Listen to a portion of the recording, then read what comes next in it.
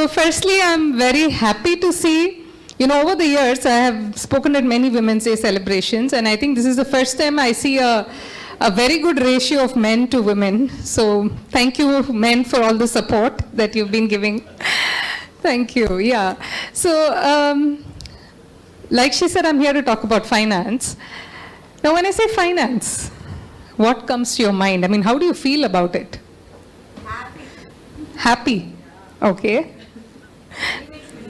Okay, great, that's great. Investment, okay. Savings, lovely. Risks, yes, yeah, I'm waiting for those words, yeah. Yeah, so normally when we say finance, especially the women, they say it's, finance, it's boring, it's challenging, it's not my cup of tea. And I don't want to, take up an additional burden and the responsibility of handling the money matters.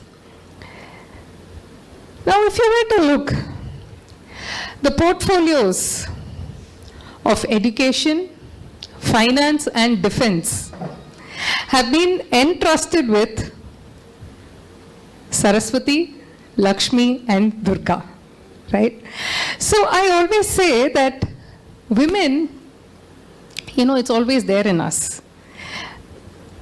Managing money comes very naturally to us, because even if you were to look years back, our grandmothers, even though they may not be educated, how efficiently they used to manage, within whatever money was given to them, very efficiently and effectively they will ensure all the kids are fed well, they are put in for classes, they are for their education, they'll have sudden guests at home, yet they will manage, they have been managing it so well. So it is all there in our genes, and it's just for us to acknowledge the same and have a good mindset towards money matters and managing money. Everything becomes a lot easier. So I always say that, a lot of it is out here.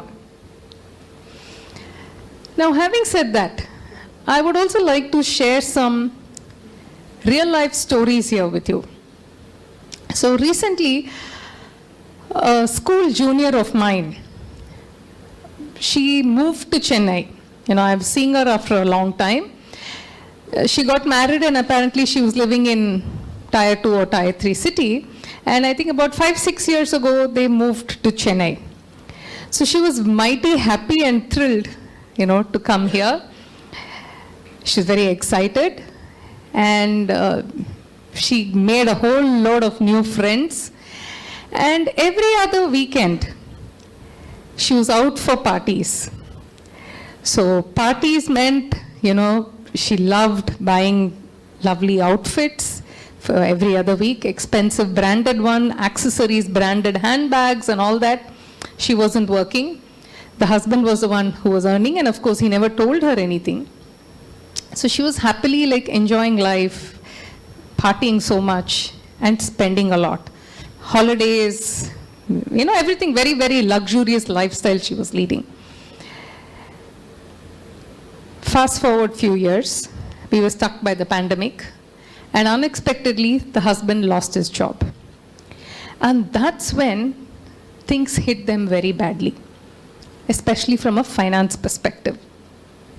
They realized they didn't have any sufficient savings. The kids were growing up fast, which meant they needed to spend on their education and higher education. They wanted to live in a nice house. They didn't have enough savings to invest in the kind of luxurious house that they wanted. And financially, they were in a mess. Thankfully, after, maybe 8-9 months, the husband found another job, and things were slowly getting back to normal for them. But that's when they learned this important lesson: money and the savings part. So when she was telling me this, so I was telling her, first thing, your savings first, and then only everything else. So if the monthly income, let's say, is, for example, 100, whatever percentage or whatever amount you want to save, put that aside first, because when you have the extra money, you always want to spend it. So first, ensure what is the amount that you want as savings, put that aside, and then comes whatever else you want to utilize the money for. So savings first, investment next, luxuries last. And that's when you will be able to optimize the returns from your money. So that's very important. Now here, being a business and leadership coach, I want to take a moment's pause. And I asked my friend this question. I said, what was the reason that you went ahead and you just kept splurging this money? And then she told me an interesting answer. She said, during my growing up years, my parents were very conservative, like I was never allowed to go out with my friends. I wasn't allowed to come back late. I wasn't allowed to go for parties or, nothing. I was just curtailed in my house. And now I just felt my husband doesn't tell me anything. So this is like a newfound freedom for me. And I want to go and enjoy my life. And therefore, when I had this opportunity, I'm not here thinking about money. I want to just go and enjoy my life. So my friends, what I want to ask you all is, what are the beliefs that you're holding on to? Especially when it comes to money matters. What is the relationship that you have with money? What are the stories that you're telling yourself about money? Because many people come with this concept also that, oh, money is bad. Because the rich people are not good people, and therefore subconsciously you're telling yourself that I'm not wanting to attract wealth in whatever I do. So think about it. Just take a pause and reflect, what is your belief about money? What is your relationship with money? Now going back to the same example, many people would like to ask me, oh, so does that mean I can't enjoy my life? Can't I go and, get things that I want? How long am I supposed to be like this? I mean, what am I earning for? Life is too short. Absolutely right. So for people like that, what I say, follow the principle of essentialism. Now, what is that? So whatever you want to spend on, I say categorize them into 3 things, especially, if you are a lot focused on managing your money better. So what are these 3 things? Non-essential, highly essential, and essential. Non-essential is a no-brainer. Now, supposing you are in a phase of life where you want to conserve the money that you have. Non-essential, no-brainer, put it out. Highly essential, yes, like the name says, it is highly essential, and therefore your money goes into that. Now, this middle is the gray area of essential. Now, just to make it very easy and simple, let me give you this example. Let's say you're going grocery shopping to a supermarket. You have picked up whatever is highly essential, right? Maybe few things you've decided it's not essential, you've not got it. But there are these things in between. It could be like some snacks that you're very fond of. It could be some juices. It could be some cool drinks, whatever. It's not technically highly essential, but then definitely you would want to spend and, enjoy these little things that you like. So how does one manage in cases like this? So monthly, after putting aside your savings, whatever amount that you would like to spend, either set aside a percentage or a fixed amount. So say, like, for example, each month I would use 10% of my income or X amount of my income, and I would use it on things that make me happy. It could be, some extra shopping that I want to do, or some sort of luxuries, or maybe I want to reward myself for having accomplished something really well. If I want to treat myself, whatever that be, set specific goals that way. And then you can utilize and, try to achieve the kind of balance that you want, so that you get, you're not depriving yourself, because once you deprive yourself also, you're not going to feel happy about it. Right? So you're able to make the most of it. So that will be a financially prudent way of managing things. So that's more on the personal finance part. How many of you are entrepreneurs here? Okay, I think it's just one. Okay, so then let's just, oh yeah, okay. Oh, for sure, yeah. Right, so I don't know if I have time for to talk about the entrepreneurs. Let me talk about the employees in the corporate. Right, I have another interesting example to share out here. So I was coaching one of the senior leaders, CXO, and he was telling me something very interesting. He had two people from the HR team who were reporting to him, and both of them apparently were classmates, the guy and the girl, and the guy was at present slightly more senior, in the position, and was earning more than the lady. So I was quite curious. I was also talking to him about the gender gap and the, how it needs to get bridged. But he shared a very interesting perspective with me.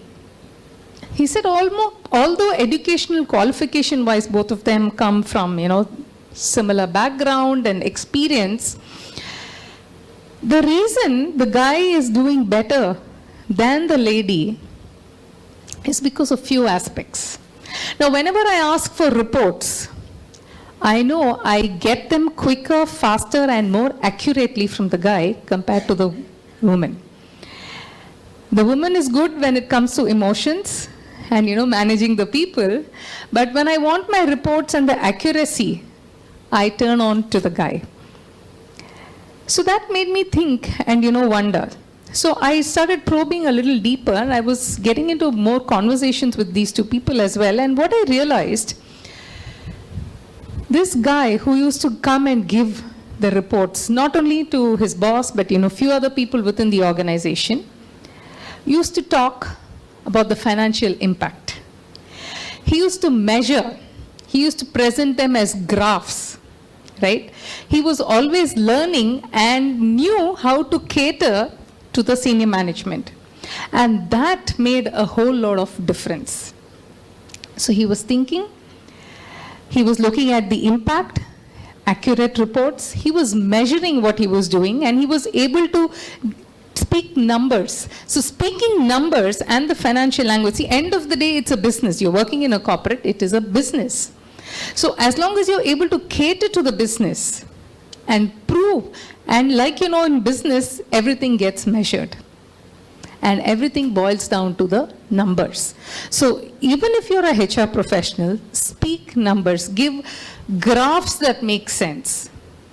Right? Talk about percentage increase, the cost savings that you have made, and things like that. That makes a lot of difference, whichever business vertical you may be in. So those are, the key and essential factors that sometimes women tend to miss. In fact, there was a survey that was being done. Apparently when there is a job opening that's there, a guy, even if he's just about 50%, it matches. He tells that I am the best candidate for this job. And a woman, even if she has more than a 90% fit, is always doubting her capabilities. Like, oh, will I be able to go and, do justice to this particular role? So that's the kind of thought process. So don't, question yourself. You can always upskill yourself, see how you can learn quickly and contribute better. I think that makes a whole lot of difference. So it all boils down to the mindset. So if you want to manage money personally, professionally, in your business, at work, whatever, I think when you start changing your mindset, it makes a whole lot of difference. Start learning, be open to reading more. I mean, YouTube has a lot of channels, LinkedIn. I'm, by the way, happy to connect with you. My social media handles are The Gain Enabler. You can find me on YouTube, LinkedIn, Insta, and other things. So happy to connect. I keep sharing on finance, leadership, high performance, and strategy. So feel free to connect. And yeah, I have also written 4 books. So if you would like to read my books, one is called What the Finance, which is, simple and easy practices for finance for businesses. Then another one is called Where's the Moolah, which talks about financial growth hacks for business profitability. And then Get High, which is on high performance, to coach yourself on high performance. And another one is a fiction, it's a spiritual thriller called Glance at the Unknown. So you can read these books and do share your feedback. And with that, my only request to you all is, irrespective of the gender, see how you can change the mindset of finance that you have in your mind so that you're able to get the most of the money that you have and grow personally and at the same time contribute better to the GDP of our nation. Right? Thank you very much for bringing it, audience.